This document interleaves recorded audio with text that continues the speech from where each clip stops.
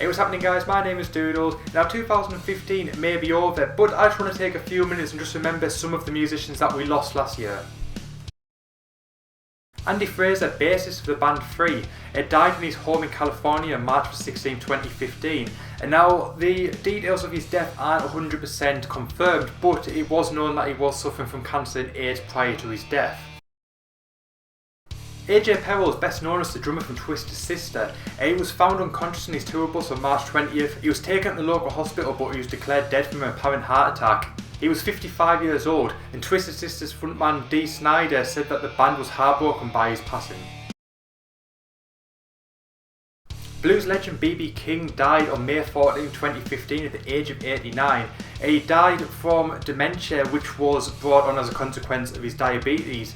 The blues community have truly lost one of the kings and masters of the instrument and of the genre, and the whole community and the whole guitar world as a whole was deeply saddened during this time, including myself. Obviously he lived to an old age and he really did revolutionise the blues genre, but it did not make his death any less heartbreaking. Chris Squire, bassist and founding member of the band Yes, died on June 27, 2015 at the age of 67. Chris had been receiving treatment for leukemia and had taken a month off from the band prior to his passing. Chris's bandmates said that Chris was the linchpin and the glue that held the band together.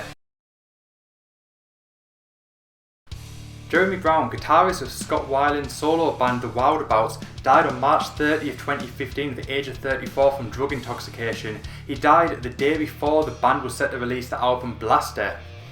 Scott Weiland stated, "It is a terrible loss that goes beyond words. He's one of my best friends, a truest friend, and one of the most gifted guitar players that I've ever known. A true genius."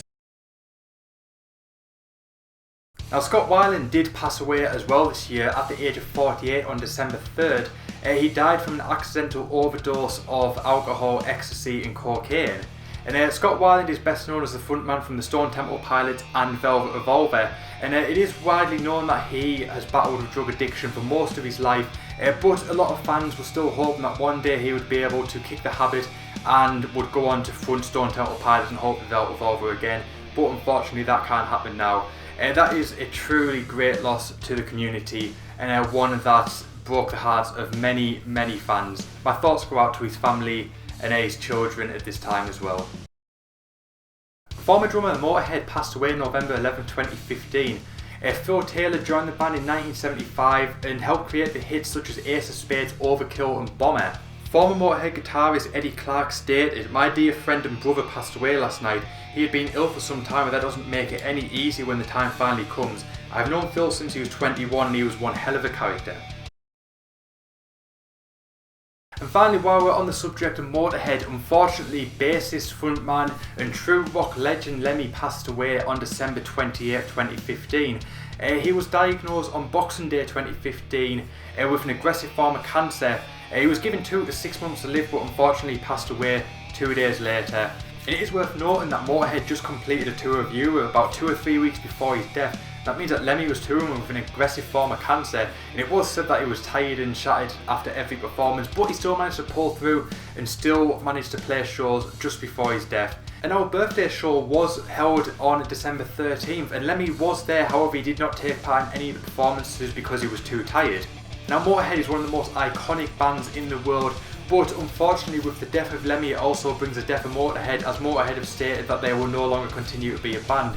And rightly so, because Lemmy was Motorhead. He lived and breathed Motorhead, and he was probably one of the last of the true rock stars out there. He lived his life the way he wanted to.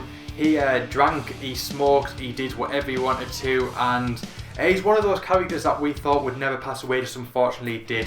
And while I haven't mentioned every death, it doesn't make them any less sad or important. The rock and metal community have lost a lot of talent this year, and friends, family members and bandmates have lost loved ones. My name is Doodles, I thank you so much for watching, and I'll see you guys next time.